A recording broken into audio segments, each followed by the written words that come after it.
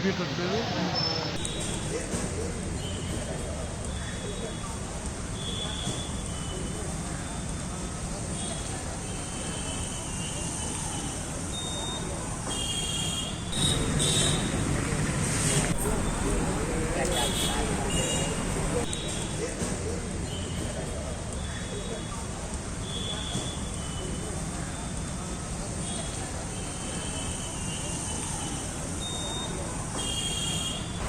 ఈరోజు మాకు రాబడిన సమాచారం మేరకు నేను మరియు మా సిబ్బంది కలిసి గోరువారం టోల్ గేట్ దగ్గరికి వెళ్ళగా అక్కడ ఒక లారీ సుమారు 600 బ్యాగులు రైస్ వేసుకొని పీడిఎస్ రైస్ వేసుకొని వస్తూ ఉంది.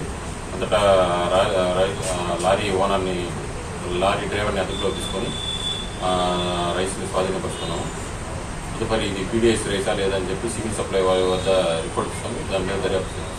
సార్ ఈ రైస్ ఎక్కడి నుంచి ఎక్కడికి పోతుంది? ఇది ఒంగోలులో మనకి వాళ్ళు డ్రైవర్ చెప్పేదాన్ని బట్టి ఇది ఒంగోలు మద్దిపాడు కాడి నుంచి కృష్ణపట్నం పోతుందని చెప్పేసి డ్రైవర్ చెప్తాను.